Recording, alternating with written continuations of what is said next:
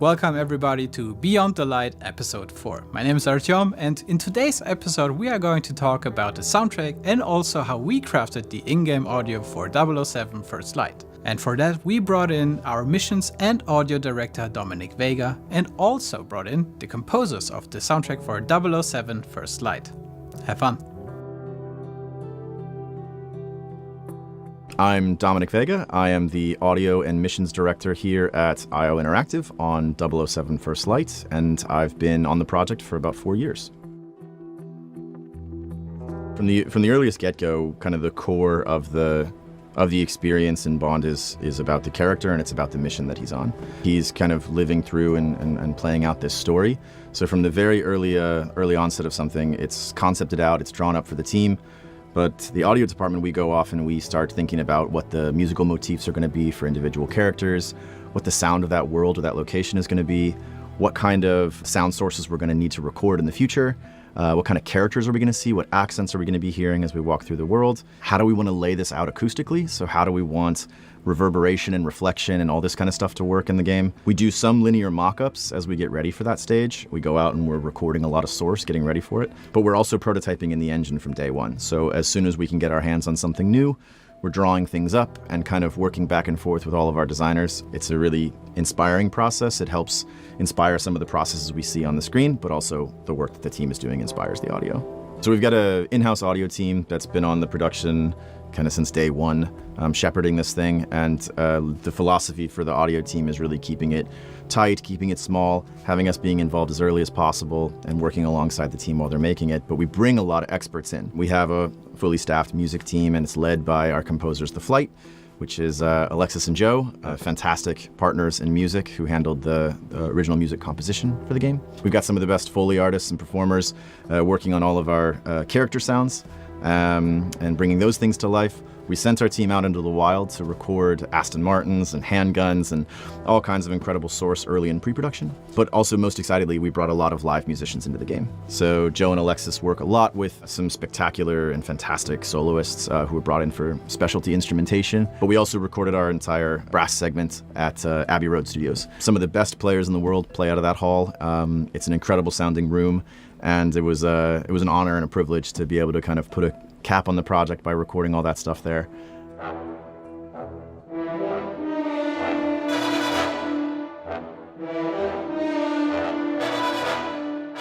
I'm Alexis, this is Joe. Together we are The Flight, composers on 007 First Light. When we started the project, actually with all projects that we do, we try and come in with our own angle on things. Saying that, we didn't want to update it too much. You don't want to have something that's going to date. So all the scores for the James Bond movies in the past and the games in the past, they're very of their time, but you've got to be careful of not to do something that's so of its time that in the future it will date. So we wanted to do something classic but with our bent on it, and we bring our own thing to everything that we do, and that was our main thing, was to make it sound like us but without making it lose the core, which is the sound of the 007 franchise. Modern, timeless.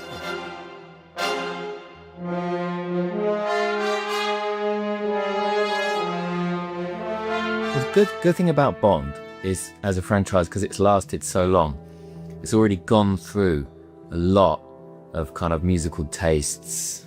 I like to think as children of the 80s growing up in the UK, sitting down and watching Bond films on the sofa with our dads every Christmas, we just have it built in that you can play a chord pattern or a melody, and you know if it's Bond or not. Yeah, you just know. Which was actually a bit of a surprise when we started, because when you get something, a franchise of this size, it's like, wow, can we actually do this?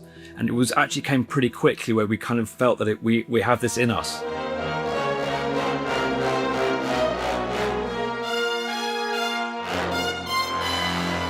Because we're live players, it very quickly we put live instruments on the first, so after we get the idea going, one of the first things I'll do is pick up a bass guitar, or you'll pick up a guitar. We're very quickly working in the in the real world. It's not in the box.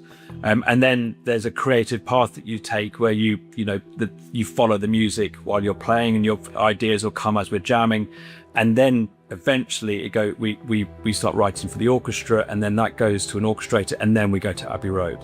Because Bond is brass. Yeah, it's all Bond about the is those strings. You know when you're hearing it, and it's Bond. It's also the players. A lot of because we're in the UK, a lot of the players we use in the brass and the string sections have played on multiple Bond either games or films in the past, which is amazing. So you have the trumpeter who they know exactly what they're doing. They're the same as us when we were working on it, writing. The musicians walk in and they know what they're doing is ready.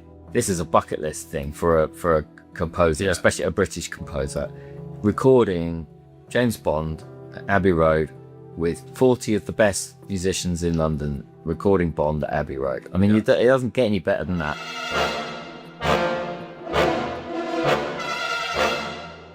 One thing that I felt was really important for something that has such a cinematic pedigree and it has such a legacy is that there is a lot of the real world brought into the soundtrack, right? And that isn't just the music necessarily, but it's the sound effects. It's going out in the field, going out to an airfield north of Stockholm and recording drive-bys and engine revs of an Aston Martin. It's sending one of my sound designers out into the blistering snow to record pistols, to get quiet, non-reflective tales for the game. And then of course bringing in live musicians.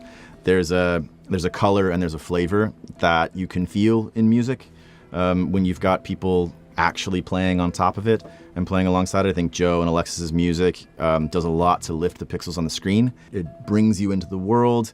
It reinforces the fantasy of being James Bond in this new world to him. But then more importantly, they brought in all these great players. So they always knew when to bring in a specialist to play on top of something. That extra little element, I think, is something that if you're an audiophile and if you're just a lover of the Bond music, that's something that's kind of for you. It's for people out there that can recognize and appreciate that little extra care that goes into crafting the sound. We want the sound of the game to be very handcrafted. We don't want it to feel artificial. We don't want it to feel hyper-processed. We want it to feel like I'm playing a film. Now, let's see what all the fuss is about.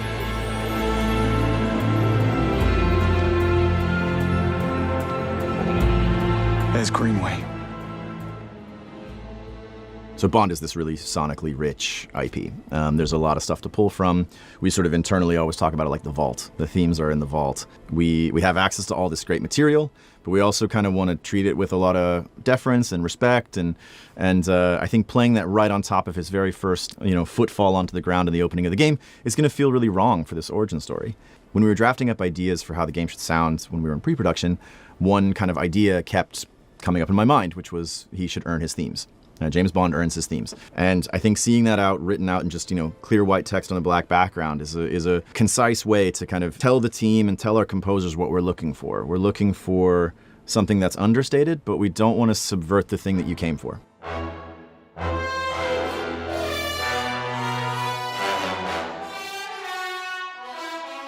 The opening of the game, where he's not actually 007 yet, has a completely different feel to much later in the game, where he's actually, he's done a few missions by this point. So there's the kind of experience of Bond at that stage was kind of like how much of the well-known themes we were going to use. So you're earning those themes as you work through the game. And then the setting, would trigger different instrumentation ideas for us. I mean, obviously, most of the tracks all the way through will have strings and brass and the Bond instruments, but we try to also have a kind of specific for each kind of new level palette as well. Again, I don't want to ruin too much about the settings of the game, but there's some quite different settings, and so we could use some quite interesting different instruments. And we also kind of got the vibe of like, this one's more, this one's more kind of classic Bond. Yeah. This one's more kind of, let's push it, the modernity as much as possible. So we'd talk through that, and then we'd kind of split the level into roughly kind of pieces of music that we might need for that level. We try and start at the beginning every time. Yeah. some order to- yeah. introduction to the level, then into some exploration, and obviously there's going to be some stealth because you're a secret agent, and then there's going to be some action. We're also weaving in if there's any specific characters, either friend or foe, going to introduce some of their themes if they're important through the level as well. And the rest of it was just kind of going with the flow. We just keep writing. Keep writing Dom until and it says Kieran stop. say, that's enough, we've got it. We've also got the cinematic moments as well, which can be, you can go really kind of big, and there are some moments in the game where you can really let rip and bring in the themes and bring in the bondiness and go for it. Along with earning his themes, another thing that I really wanted to really lay out for the player here was that instead of having this sort of through line or an underscore that could blend in and be a little bit more anonymous, this is James Bond, so we want to be a little bit more out there and in front. It's a music-forward IP. So the way we kind of designed the direction of music for the whole game is that every mission should sonically feel like its own record, right? We have a theme, we have an idea, and we kind of have a high point. We have a tent pole that we want to hit.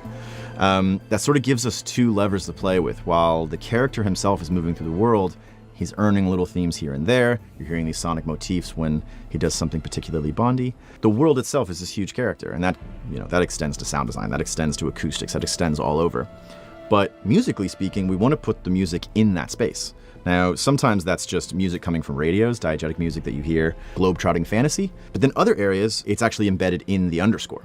What I think The Flight did brilliantly is they found this beautiful medium between moving between Southeast Asian music and then into the Bond score and back out into this downtown London gala experience, back into the Bond motifs. We're sort of traversing this very carefully and trying to bring out the most of everything. The last thing about the album feel of every mission is that as opposed to having music kind of sit in the background, or music is maybe a little bit more subtle or subdued, we sort of established this term internally just called a needle drop. And so we would just, when we were working with The Flight, when we were working with our music team, we would just kind of identify a moment where we say, like, this is where the record scratches and the needle drops here.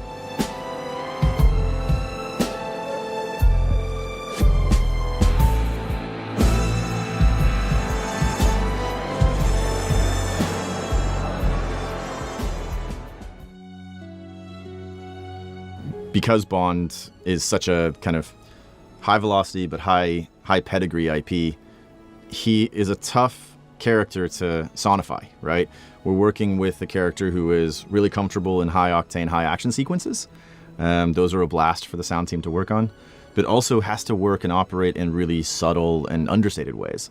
And that's something that I think IO has perfected over the years, but something that we wanted to integrate into all of our systems.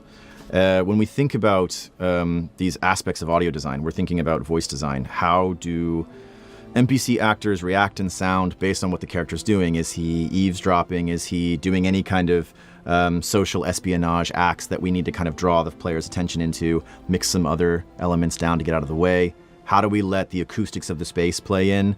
Is that very important voice playing from, around the hall, through that door and around the corner? We want the player to be able to pinpoint that in a really subtle space. The high octane stuff is just an absolute blast to work on. I mean, it's a challenge.